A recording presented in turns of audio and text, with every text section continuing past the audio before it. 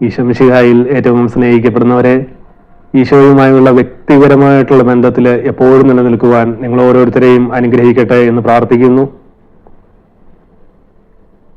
ഈശോയുടെ 12 ശിഷ്യന്മാരിൽ ഒരുവനായ യൂദാസിന് 1-2 കുറവുകളുണ്ടായിരുന്നു. യൂദാസ് ഭക്ഷണക്കൊതിയനായിരുന്നു. ഈ പണസഞ്ചി സൂക്ഷിക്കുന്നത് കൊണ്ട് ഈ പണസഞ്ചിയിൽ നിന്ന് ഇടയ്ക്കിടയ്ക്ക് ക്യാഷ് മോഷ്ടിക്കുന്നതൊക്കെ സ്വഭാവം ഉണ്ടായിരുന്നു.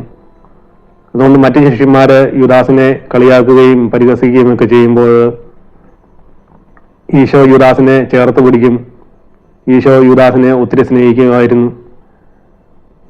അങ്ങനെ ഒരു ഗ്രാമത്തിലെ ശുശ്രൂഷ കഴിഞ്ഞ് അടുത്ത ഗ്രാമത്തിലേക്ക് പോകുവാൻ തുടങ്ങുമ്പോൾ ഈശോ ശിഷ്യന്മാരോട് പറയും, നമുക്ക് ഉപവസിച്ച് അടുത്ത ഗ്രാമത്തിലേക്ക് പോകാം.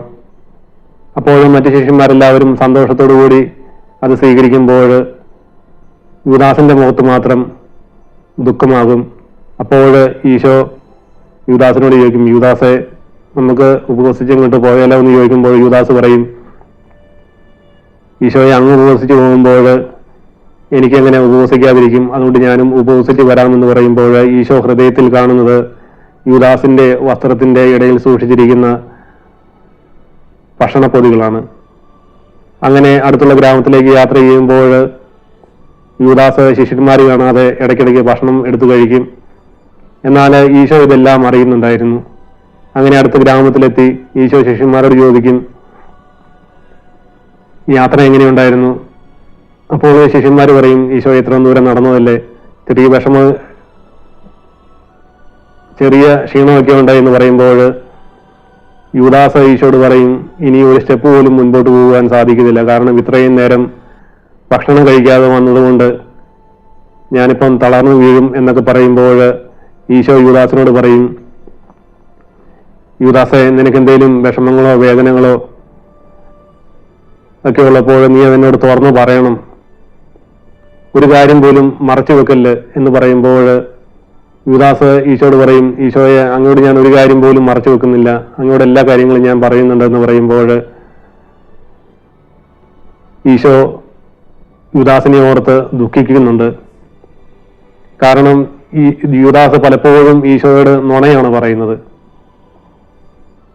എന്നാൽ മറ്റു ശിഷ്യന്മാരെല്ലാം ഈശോയോട് അവർക്കുണ്ടാകുന്ന വിഷമങ്ങളും വേദനകളും എല്ലാം ഓപ്പണായിട്ട് പറയും. അങ്ങനെ മുൻപോട്ട് പോകുമ്പോൾ പലതവണ ഈശോ ഇങ്ങനെ യൂദാസിനോട് പറയും, യൂദാസെ, നിനക്ക് എന്തെങ്കിലും വിഷമം ഉണ്ടെന്നുണ്ടെങ്കിൽ നീ എന്നോട് പറയണം.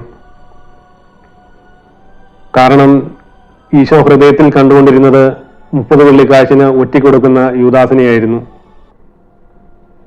അങ്ങനെ യൂദാസ് ഈശോയെ ഒറ്റിക്കൊടുത്ത് ആ 30 വെള്ളിക്കാശ് ദേവാലയത്തിലേക്ക് വലിച്ചെറിഞ്ഞ്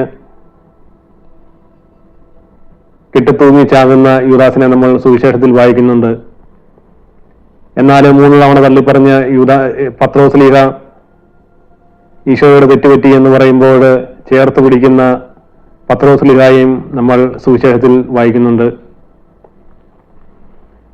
പ്രിയപ്പെട്ടവരെ, നമ്മുടെ ജീവിതത്തിൽ ഒരു പ്രതിസന്ധിയും പ്രയാസങ്ങളും പ്രാർത്ഥിക്കാൻ പറ്റാത്ത അവസ്ഥകളും പ്രലോഭനങ്ങളും ഒക്കെ ഉണ്ടാകുമ്പോൾ നമ്മുടെ സ്നേഹിതനെ പോലെ, നമ്മുടെ കൂട്ടുകാരനെ പോലെ നമ്മൾ ഈശോയോട് പറയണം, ഈശോയെ, എനിക്കിത് സാധിക്കുന്നില്ല, എനിക്കിത് പറ്റുന്നില്ല എന്ന് പറയുമ്പോൾ ഈശോ നമ്മളെ അനുഗ്രഹിക്കും. ഞാൻ നാട്ടിലായിരിക്കുമ്പോൾ എല്ലാ ദിവസവും വിശുദ്ധ ബലിയിൽ സംബന്ധിക്കുകയും ജപമാല ചൊല്ലി പ്രാർത്ഥിക്കുകയും പരിശുദ്ധാത്മാവുമായിട്ടുള്ള ഒരു വ്യക്തിബന്ധത്തിലൂടെയൊക്കെ കടന്നു പോകുമ്പോൾ ഈ ദുബായിൽ വരികയും അതിനുശേഷം ഇവിടെ ഒരു ജോലിക്ക് കയറി കഴിഞ്ഞതിന് ശേഷം പ്രാർത്ഥനയിൽ നിന്ന് പയ്യെ അകലുവാൻ തുടങ്ങി, ജപമാല ചൊല്ലുന്നത് കുറയുവാൻ തുടങ്ങി, പരിശുദ്ധാത്മാവുമായിട്ടുള്ള ഒരു ബന്ധത്തിൽ നിന്നാകുന്ന ലോകവുമായിട്ടുള്ള ബന്ധത്തിലേക്ക് പയ്യെ അടുക്കുവാൻ തുടങ്ങിയപ്പോൾ എൻ്റെ ഉള്ളിൽ വലിയ വിഷമം ഉണ്ടാകുവാൻ തുടങ്ങി. അങ്ങനെ ഒരു ദിവസം മരുഭൂമിയിലായിരിക്കുമ്പോൾ ഞാൻ മുട്ടുകുത്തി കരങ്ങൾ വിരിച്ചു പിടിച്ചിട്ട് ഞാൻ ഈശോയോട് കരഞ്ഞു പ്രാർത്ഥിച്ചു, ഈശോയെ, ഈ അവസ്ഥയിൽ പോയി കഴിഞ്ഞാൽ ഞാൻ അവിടെ ചെന്ന് നിൽക്കുമെന്ന് അറിയത്തില്ല എന്ന് പറഞ്ഞ് ഞാൻ അവിടെ നിന്ന് കരഞ്ഞു പ്രാർത്ഥിച്ചു. അപ്പോൾ പ്രത്യേകിച്ചൊരു ഫീലിംഗ് ഒന്നും തോന്നിയില്ല. എന്നാൽ റൂമിൽ വന്നതിന് ശേഷം പിറ്റേ ദിവസം ഡ്യൂട്ടിക്ക് പോകാൻ വേണ്ടി ബസ്സിൽ കയറിയിരുന്നപ്പോൾ എൻ്റെ ഉള്ളിലിരുന്ന് എന്നോട് ഇങ്ങനെ പറഞ്ഞു, ജപമാല കരങ്ങളിൽ എടുക്കുവാൻ. അപ്പോൾ ഞാൻ ജപമാല എടുത്തില്ല. കാരണം ഒരു നന്മ നിറഞ്ഞു പറയുന്ന പോലും ചെല്ലാത്ത ദിവസങ്ങളിലൂടെ കടന്നുപോയ ഞാൻ ഈ ജപമാല എടുത്തിട്ട് എനിക്ക് എന്ത് ചെയ്യാൻ പറ്റുമെന്നോർത്ത് ഞാൻ വിഷമിച്ചിരിക്കുമ്പോൾ വീണ്ടും എന്നോട് പറഞ്ഞു, നീ ജപമാല എടുക്കുവാൻ പറഞ്ഞു. അപ്പോൾ ഞാൻ ജപമാല എടുത്തു. അങ്ങനെ ഡ്യൂട്ടി എത്തി ബസ്സിൽ നിന്ന് ഇറങ്ങുമ്പോൾ ഞാൻ 203 മണി ജപം എനിക്ക് ചൊല്ലുവാൻ സാധിച്ചു. തിരിച്ചു വരുമ്പോഴും 203 മണി ജപം ചൊല്ലി.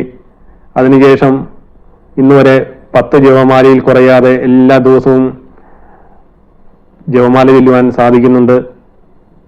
പ്രിയപ്പെട്ടവരെ, അന്ന് ഞാൻ ആ മരുഭൂമിയിൽ നിന്ന് ഈശോയോട് കരഞ്ഞു പ്രാർത്ഥിച്ചപ്പോൾ,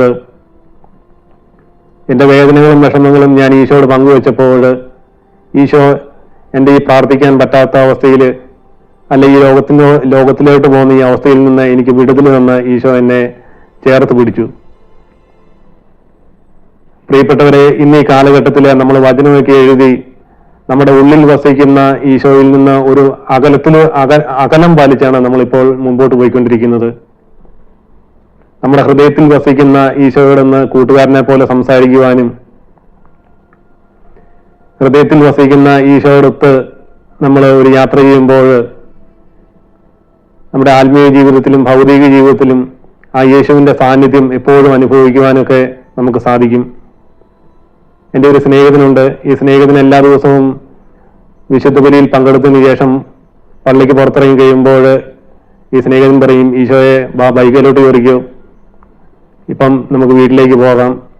അവിടെ ചെല്ലുമ്പോൾ ഭാര്യയുണ്ട്, ഇന്നലെ തേങ്ങ മേടിച്ചില്ല, അതുകൊണ്ട് തേങ്ങ അരയ്ക്കാതെ ചമ്മന്തി ഉണ്ടാക്കി വെക്കും.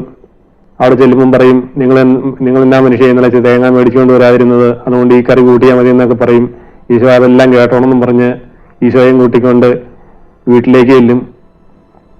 രാവിലത്തെ കാപ്പിക്കുടി കഴിഞ്ഞ് നേരെ ടൗണിലേക്ക് പോകും. അന്നത്തെ ദിവസമൊക്കെ എപ്പോഴും ഈ സഹോദരൻ ഇങ്ങനെ ഈശോയോട് ഇങ്ങനെ സംസാരിച്ചുകൊണ്ടിരിക്കും, ഈശോയെ ഞാനിന്ന് ഇവിടെ പോവുകയാണ്, അല്ല ഞാനിന്ന് ഇത് മേടിക്കുവാണ്. ഇതെല്ലാം ഈശോയോട് ഇങ്ങനെ സംസാരിച്ചുകൊണ്ടിരിക്കും. ഇന്ന് ആ സഹോദരൻ ശക്തനായിട്ടൊരു ശുശ്രൂഷകനായിട്ട് മാറി. പ്രിയപ്പെട്ടവരെ, നമ്മുടെ ജീവിതത്തിൽ എപ്പോഴും നമ്മൾ ഈശോയോട് സംസാരിച്ചുകൊണ്ടിരിക്കണം. നമ്മൾ ഈശോയോട് സംസാരിക്കുമ്പോൾ, ഈശോ എന്ന് വിളിക്കുമ്പം